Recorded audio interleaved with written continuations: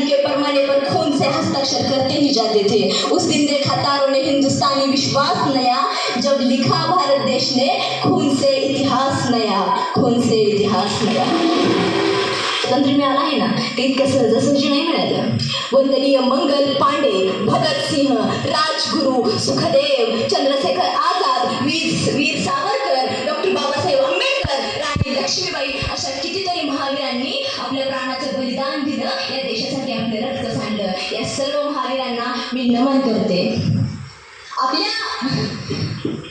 आपल्या नशिबात देशासाठी रक्त सांडण्याची, देशासाठी प्राण अर्पण करण्याची संधी नाही, परंतु आपण देशाची सेवा मात्र करू शकतो. खरंच नशीबवान होते ते लोक जे देशासाठी केवळ जगलेच नाही, तर देशासाठी प्राणही अर्पण केले. मित्रांनो, या देशाची आपल्याला सेवा करायची आहे ना, तर आपल्याला देशाच्या प्रगतीत सक्रिय सहभाग घ्यावा लागेल आणि समजून घ्यावं लागेल की माझी जिम्मेदारी काय आहे, माझी ड्युटी काय आहे. आणि एक गोष्ट लक्षात ठेवावी लागेल की हा देश माझा आहे, या भारतातले सर्व लोक माझे आहेत आणि त्यांच्यासाठी आपल्याला दिवसभर कष्ट करावं लागेल. मित्रांनो, आपल्या देशाकडे कष्ट करण्यासाठी, देशाच्या स्वप्नपूर्तीसाठी 280 करोड हात आहेत आणि आज आपला भारत देश हा प्रगतीपथावर चाललेला सुद्धा आहे. मित्रांनो, गेल्या काही वर्षांपूर्वी आपला भारत देश हा जगातील 10वी अर्थव्यवस्था होती. कितवी?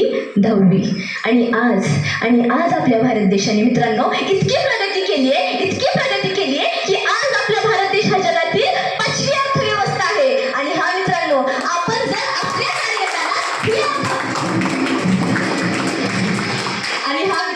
आपण जर आपल्या कार्यकालात ही अर्थव्यवस्था दुसऱ्या क्रमांकावर नेली नाही, तर आपण खूप काही केले असं समजून का. आपल्या शाळेचे शिक्षक जिथं 5 तास थांबून शिकवायचं, तिथं ते आपल्याला 8 तास कष्ट करून शिकवतात. हीच तर देशसेवा आहे. आणि जेव्हा एखादा गरुड आकाशात उडत असतो ना, तेव्हा त्याचं लक्ष ते जमिनीवरती त्याच्या घरट्यातल्या पिल्लांकडेही असतं. तसंच आपल्या शाळेचे मुख्याध्यापक माननीय श्री मंडलिक सरांकडे असतं. खरंच खूप अलग असतात, खूप अलग असतात ते आपल्या सर्व विद्यार्थ्यांबद्दल. Thank you so much sir. विद्यार्थ्यांनो,